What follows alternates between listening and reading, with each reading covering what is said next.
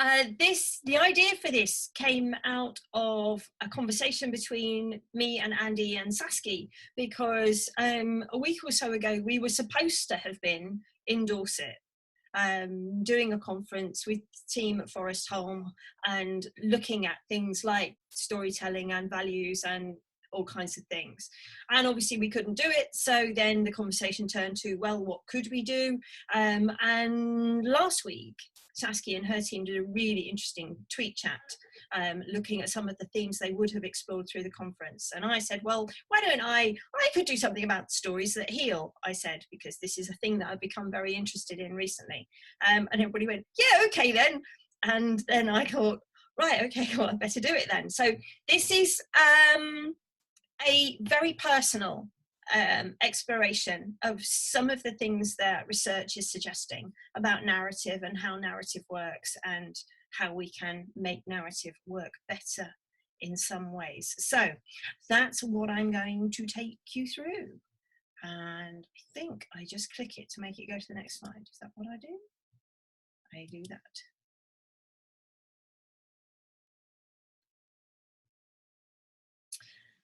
As I sat in the lengthening shadow of the rum palm trees, watching the sky go from day to night, there were footsteps behind me.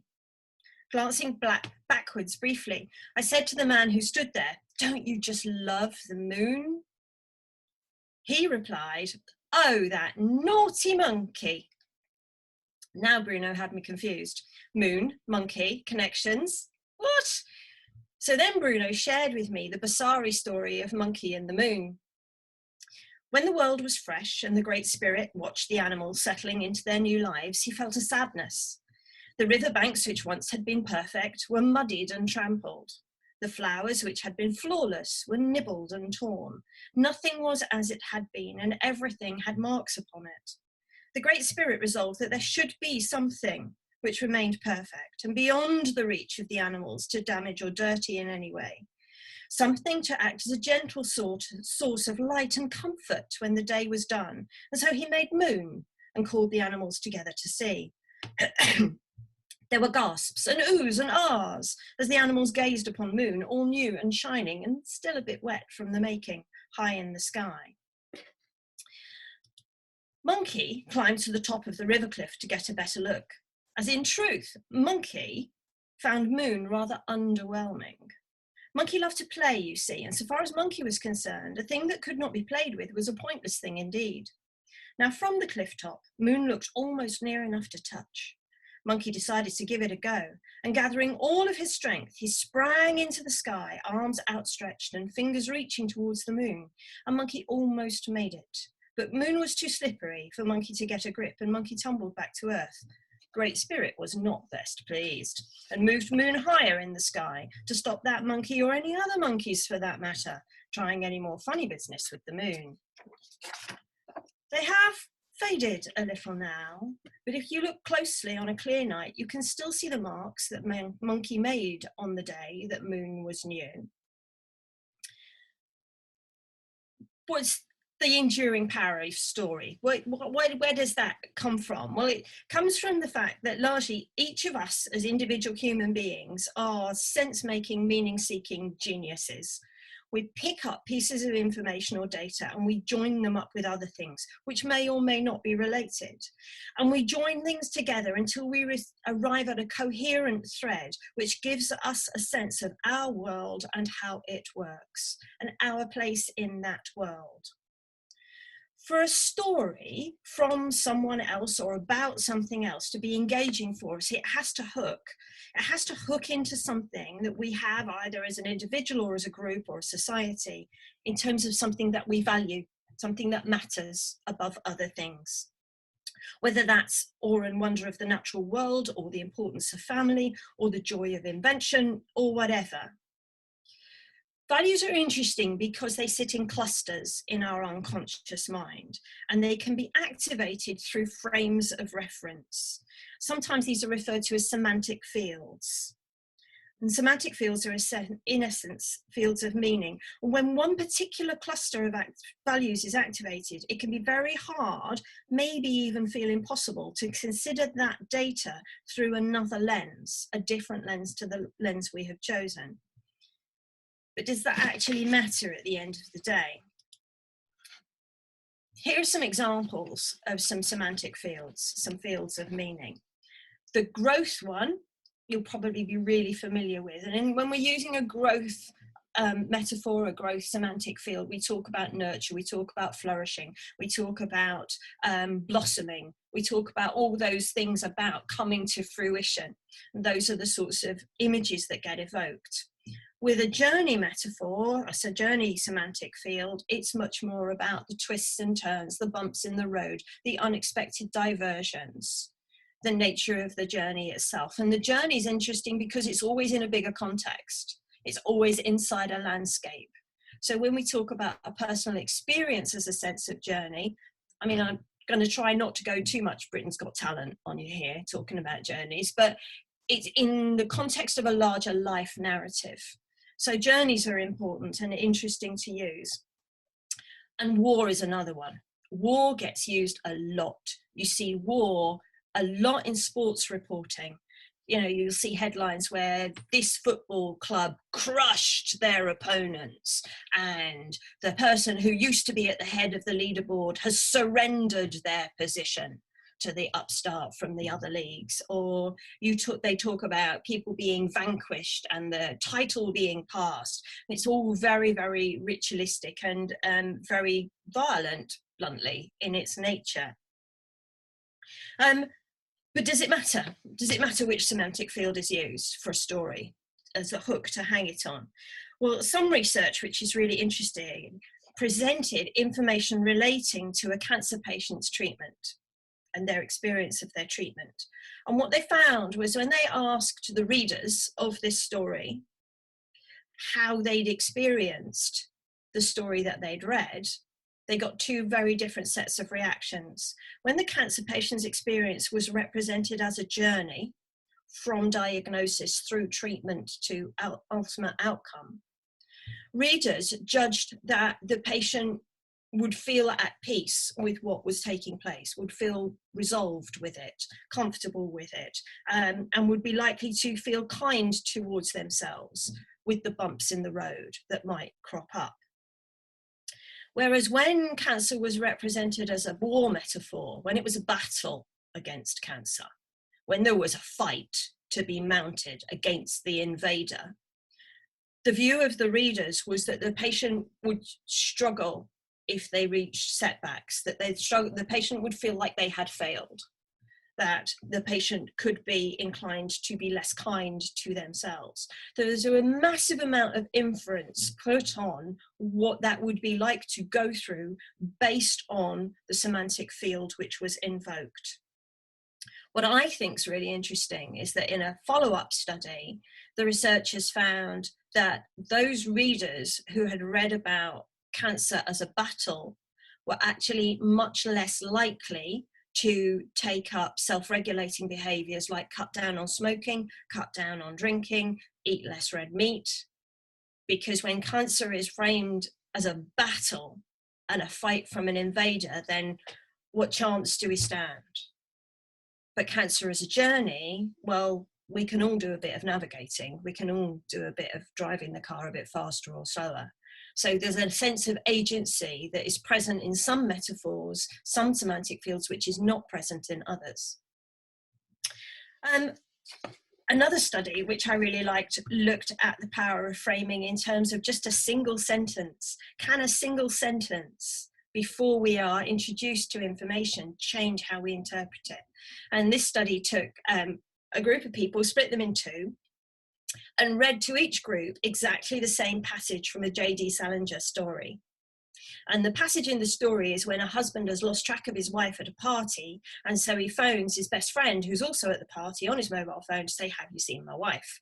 That's the passage of the story. So to group A, they said, the wife is having an affair with the best friend. To group B, they said, the wife is loyal and the husband has a tendency towards jealousy. And then as they read the story to the two groups, they had them in brain scammers and they produced MRI images of what was going on.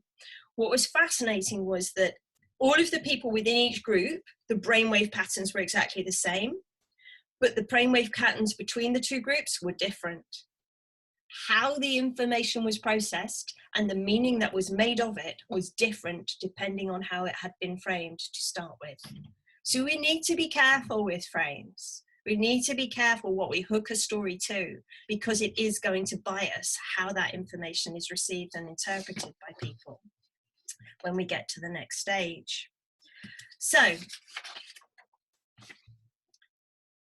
here's a couple of war metaphors that might seem quite familiar. Not every leader around the world is using a war metaphor for COVID, but it is the predominant one here. It is the predominant semantic field here. And it also is the predominant semantic field in the States.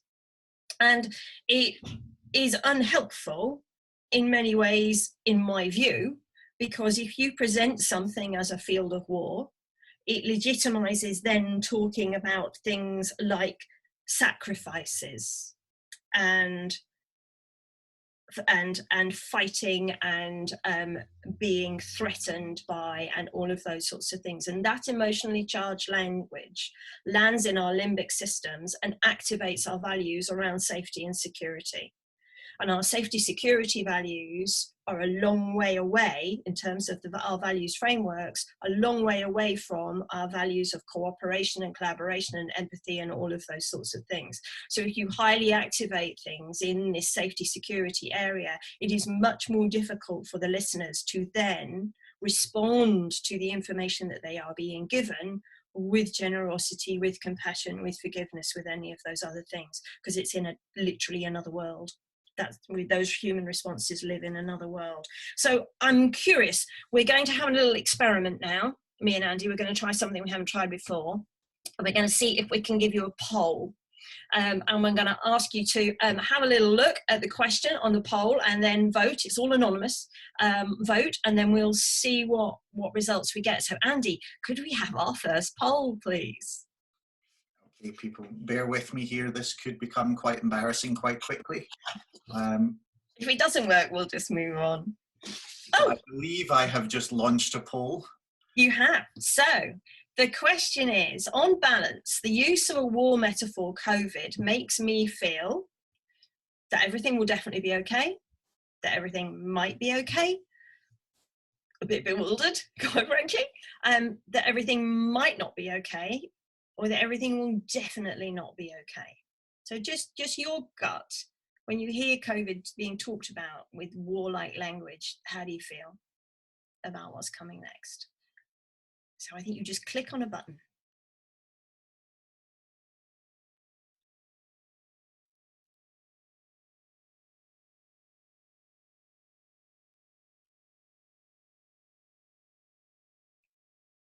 And then Andy, if you want to kind of count us down to closing it. Okay, Jackie, so we got 25 of 30 there. And I haven't voted 27 of 30, so shall I close it at that? Yes, go for it. And let me share those results with you folks. So, interesting, isn't it? You know, I'm going to make a sweeping generalization now and say that all of us are relatively bright, relatively capable, relatively competent people who are doing things to influence the nature of the world. And yet, even so, when out there in the world a war metaphor is used and directed at us, it actually causes us to doubt whether or not it's all going to turn out all right. So if you think about all the things we know and all the things we're able to get involved in, and we feel like this, how must other people be feeling? I suggest this is not good news. Okay, brilliant. Let's close the poll. And it doesn't have to be like that. The head of the World Health Organization tweeted in early March, you know, we're not at the mercy of this. We can make decisions. We can influence the trajectory of this epidemic, but that isn't the message that's been coming through. But when you've got something as bleak as COVID truly is it possible to have a narrative that goes with that, that's restorative in any kind of a way? So I'm wondering if anybody saw this story. Anybody see, obviously you can't wave at me or anything, but I wonder whether you saw the piece about Jacinda Ardern, the Prime Minister of New Zealand, and her Easter Bunny story that she came out with. She stood just before Easter at a lectern and she gave a really, really brilliant briefing. And her briefing said two things. Her briefing said that her scientists had absolutely, definitely confirmed that both the Easter Bunny and the Tooth Fairy are immune to COVID. They will not contract the virus. They will be absolutely fine. And as such, because she's able to do that and know that, she's very happy to designate them as key workers and give them official permission to continue with their duties as they need to do. And she felt that probably the children of New Zealand needed to know this information, but actually it was good news for everybody at the end of the day.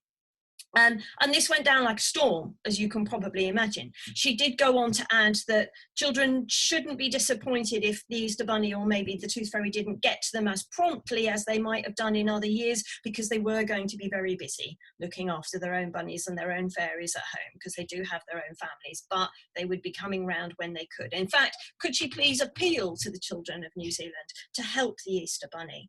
And because he's going to be so stretched at this point, paint a beautiful Easter egg and put it in your window, because that would be a big help. Great story. But within that story, she was able to reinforce the importance of social distancing, the stay-at-home message, and the protecting of people who were not naturally protected, who were not naturally immune. So a little bit of genius narrative there, very restorative. My children are 20 and 22, but as soon as I saw this story, I had to go and tell them to watch it on YouTube because I thought it was brilliant.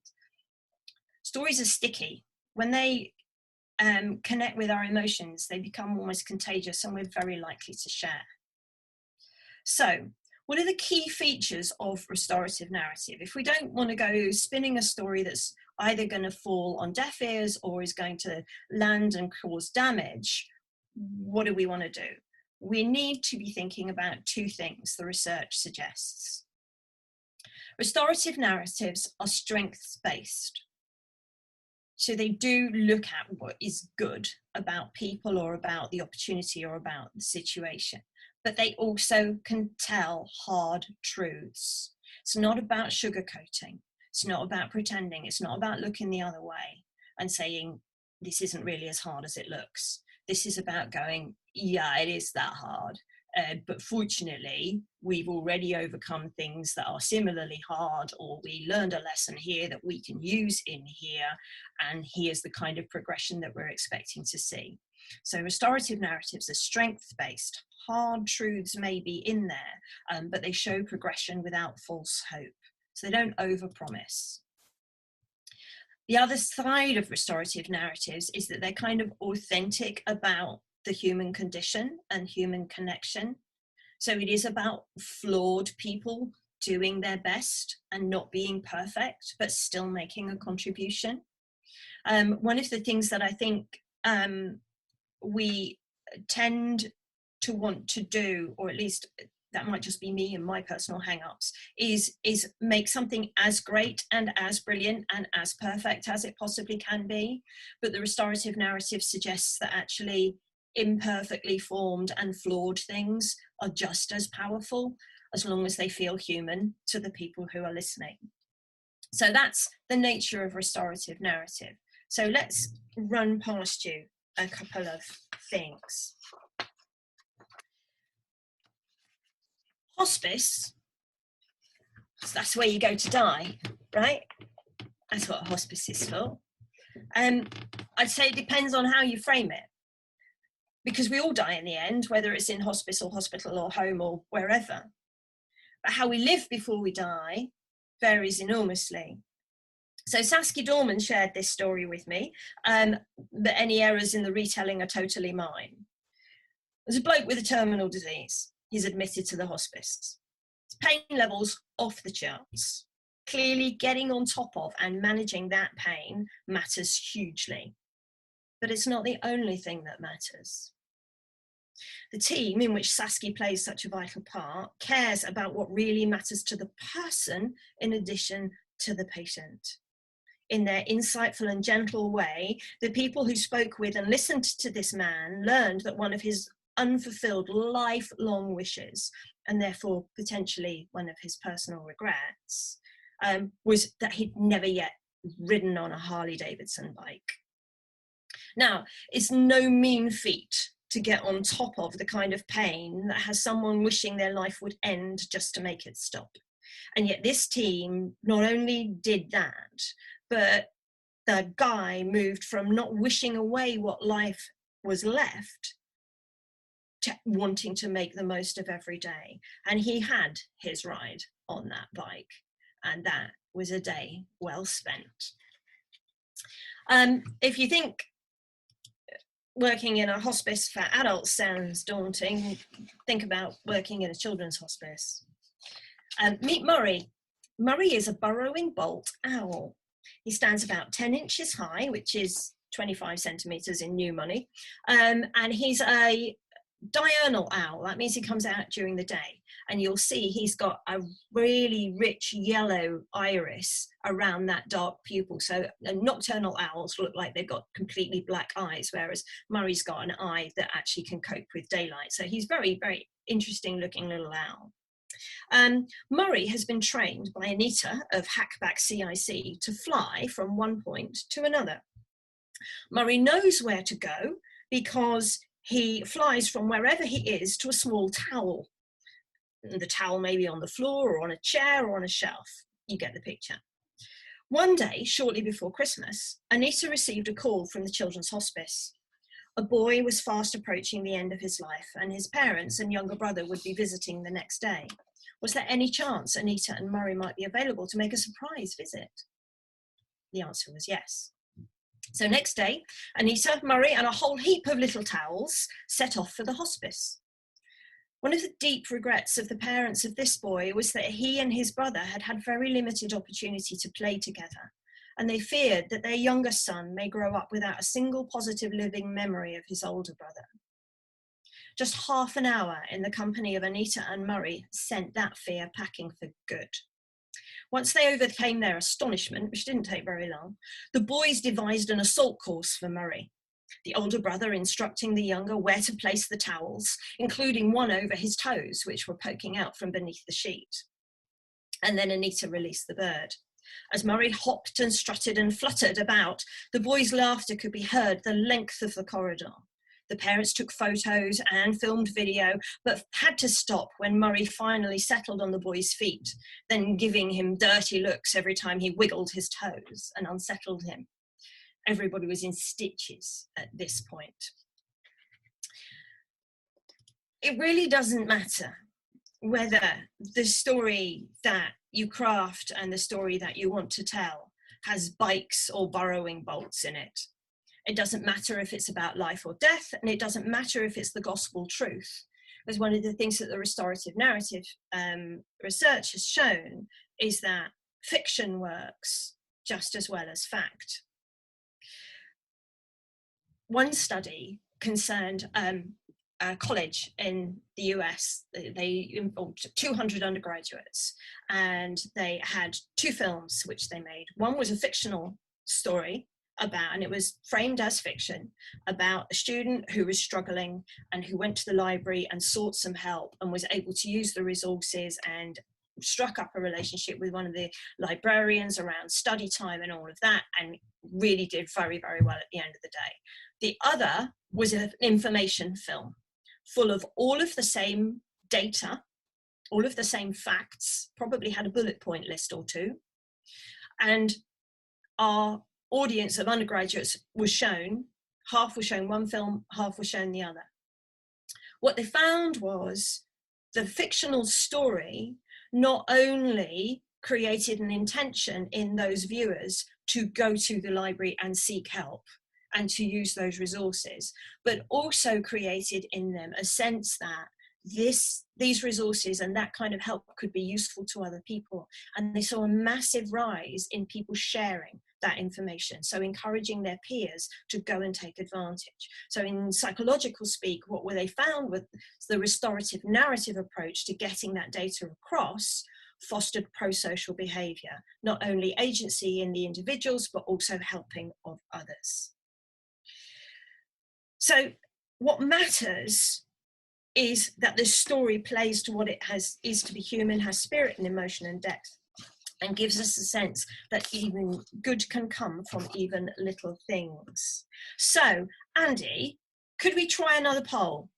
We've only got 2 for you, and seeing as it worked so well the first time, let's see if we can do it again. I'm on the case. Here we go, launching now. Okay. So these stories, these 2 restorative stories, out of potentially a very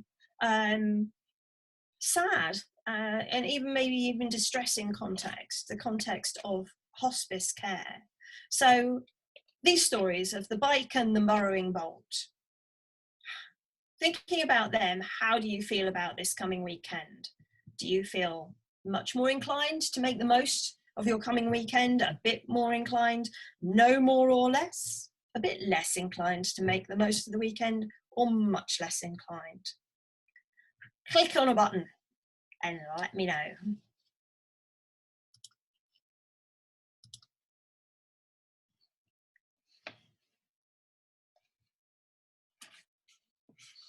So I think that's everyone voted except you and me, Jackie. So I'll close the poll there. Okay, great. And share the results. Okay, brilliant. Thank you very much. So what you can see there, if my maths is right, is that 89% of us have gone, actually, do you know what? Yeah, there's a long weekend coming up. Let's make the most of it. And this is one of the things about restorative narrative, is that it can increase a sense of agency in the people receiving the story. They don't need to have been part of the story. They don't need to have borne witness to it. They just need to hear it, and hear it at second hand, at third hand, at fourth hand. It doesn't matter. It's the fact that the story tells us that yes, there are dragons, but dragons can be slain. And that's what makes us feel like we are stronger to go forward into whatever it is that we have to handle. So I'm not trying to suggest through this stuff that we belittle challenge or try to put a sugar coat on the truth, but I do believe that there are at least as many positive things to explore in life as there are negative things. I also believe that a constant diet of the negative is bad, not only for our mental health and our sense of agency and our sense of purpose, but I also believe that a constant diet of the negative is a shocking waste of insight, creativity and opportunity. It seems to me that to constantly immerse the public in stories invoking crude images of enemies, battlefields, and individual noble sacrifice does not help us tap into those other human resources of community support and generous collaboration. We are nearly out of time, I think, so let me tell you that there are great resources on restorative narratives on the Images of Voice and Hope website. It's ivoh.org, and they've got research papers on there, examples of stories, ways to use it. They talk about a particular study that found that people who watched 6 hours or more of the news following the 2013 Boston Marathon bombing were more likely to develop PTSD than the people who were actually there. Because the people who were actually there either were able to help others or received help themselves, and that gave them hope. So there's plenty of hope around. Let's try and share it a little more widely. And thank you very, very much indeed for coming. Jackie, thanks so much for that. Folks, I know it's tricky to show appreciation over Zoom, but if you want, you can put little thumbs up on your screen, or you can wave at Jackie, or whatever you want to do to say thank you. For my part, I'm going to leave this call open for another few minutes. If you want to leave us any feedback in the chat box, that would be really helpful. I'll also follow up by emailing you links to the video of this and some of the resources Jackie's mentioned. Just a little plug for other things that may be of interest to you. Next Stage Radicals run a Facebook discussion group, which is a good place to meet people like Jackie and kind of have conversations about this sort of thing. Also, we're always on the lookout for people who might want to host a similar session. So if that's you, please do get in touch. There's no strings attached to that. It's just fun to do these things. So if you'd like to get in touch and let me know, that would be wonderful. So thanks for joining us today. As I say, I'll keep the call open for a few minutes. I hope to see you all again in the future. Thank you very much, everybody. Very kind.